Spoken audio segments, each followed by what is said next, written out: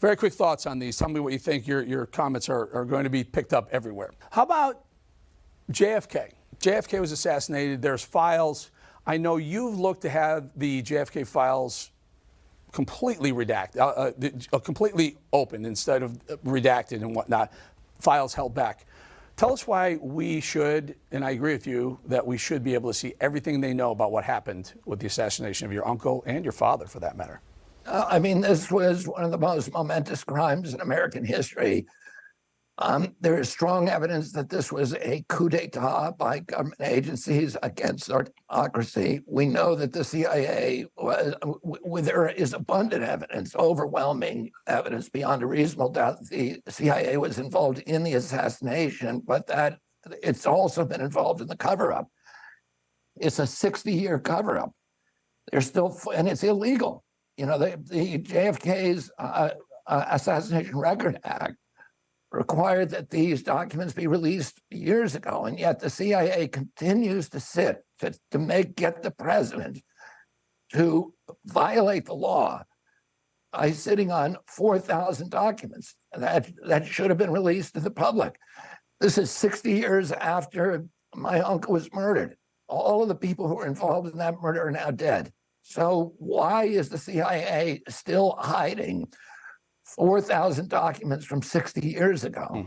It makes, you know, the only explanation for that is that there's some kind of institutional liability in those documents, and the American people have a right to know about it. All right, next one.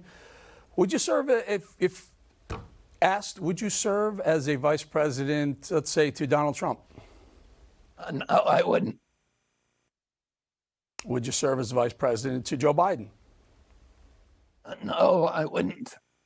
Okay, very good. Would you vote for either one of them? My plan right now is to win the election, and I don't have a plan B. Finally, the last one we want to get to. I got to get to this.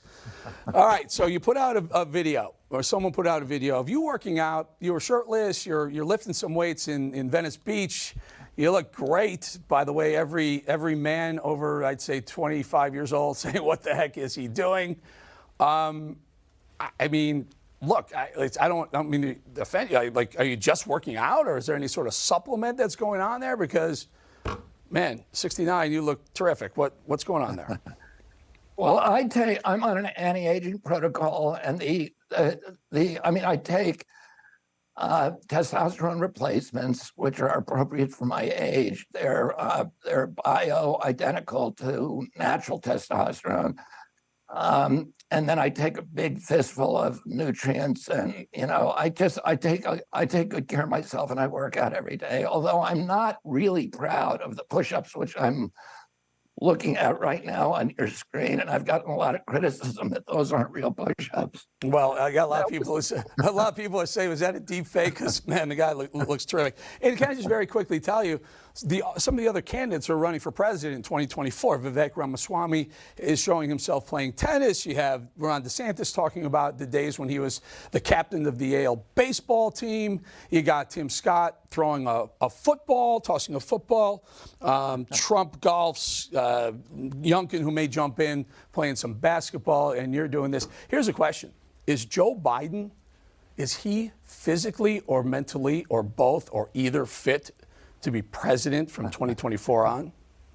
Well, let me just comment on the beginning of the preamble to your question.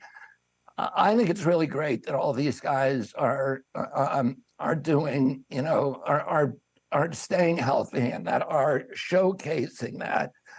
My uncle, when he got into office, one of the first things he did was to launch the Presidential Council on Physical Fitness. And, you know, at that time, he was worried that America, you know, had prided itself in our beef jerky toughness. We were the home of the land of the free, the home of the brave, we were the toughest people on earth.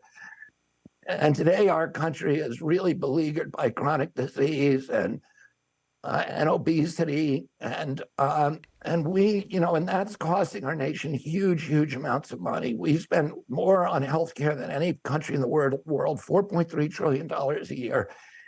80% of that goes to chronic disease. When I was a kid, only 6% of the people in our country had chronic disease. Today, 54% of the children have it, and it's destroying our economy. It's destroying our national security. You know, you go walk through a mall or an airport, you see chronic inflammation, chronic disease, depression Obesity, all around obesity, you. diabetes, And obesity. and people need to start. Americans need to start taking care of their own health. I'll tell you what. I'll tell you what I'm going to do. I'm going to call you.